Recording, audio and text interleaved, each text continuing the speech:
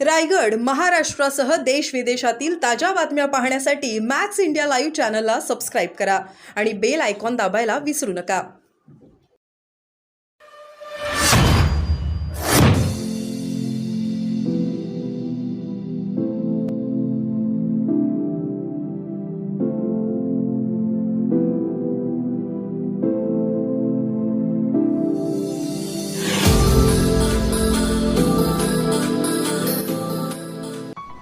मित्रांनो, जसजसं लोकसभा निवडणुकीचा शेवट जवळ येतोय तसतशी विरोधकांच्या पायाखालची जमीन पूर्णपणे सरकायला लागलेली आहे.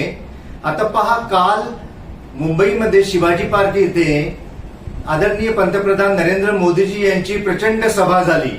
त्याच्या अगोदर 2 दिवस याच मुंबईमध्ये एक रोड शो सुद्धा झाला. तो सुद्धा प्रचंड प्रमाणात यशस्वी झाला आणि लगेच लगोलग मुनीमजी संजय राऊत यांनी आरोपांची फैरी झाडायला सुरुवात केली. दररोज उठायचं, गार्डनमध्ये जाऊन उभं राहायचं आणि काही वाटेल ते खोटे आरोप करून सरकारला बदनाम कसं करता येईल याचा एक केविलवाणा प्रयत्न करायचा. आता काल म्हणे या सभेवरती आणि रोड शोवरती 3,56,00,000 रुपये खर्च केले गेले. आता हा आकडा आणला कुठून याच्या मागचे एक गणित मी तुम्हाला सांगतो.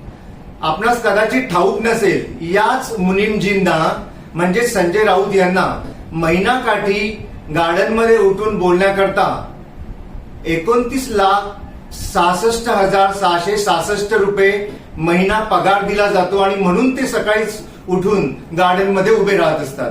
या मागचं खरं गणित हेच आहे. आपण त्याला गुणिले 12 करा म्हणजे तुम्हाला या सभेचा आकडा यांनी कुठून आणला हे कळेल. आणि म्हणे की हे पैसे मुंबई महानगरपालिकेने खर्च केले. काय संबंध आहे मुंबई महानगरपालिकेचा आणि या सभेचा? हा सगळा खर्च म्हणे मी नरेंद्र मोदी यांच्यावरती लावणार. इलेक्शन कमिशनने त्यांच्यावरती खटला भरविला पाहिजे. मी त्यांना पंतप्रधान म्हणणार नाही. अरे तू आहेस तरी कोण?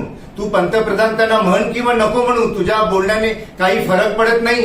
तू काय या जगाचा प्रमुख स्वतःला समजतोस का की परमेश्वर समजतो स्वतःला, जे आदरणीय पंतप्रधानांच्या विरोधात उठसूट नेहमीच बोलत असतोस ते? तेव्हा हे जे काही आरोप केले गेले या मुनीमजींमार्फत ते पूर्णपणे खोटे आहेत. फक्त आणि फक्त निवडणुकीच्या तोंडावरती सरकारला बदनाम करायचं, महायुतीला बदनाम करायचं आणि पाहायचं की यांचं मतदान कसं कमी होईल आणि आम्ही कसे जिंकू.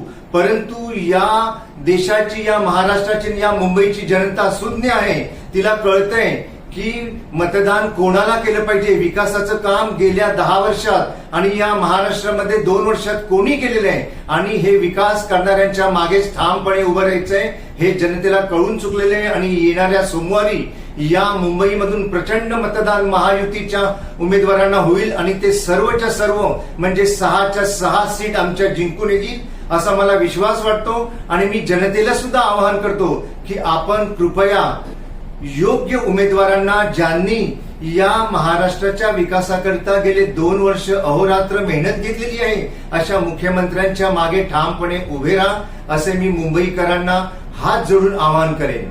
जय हिंद, जय महाराष्ट्र.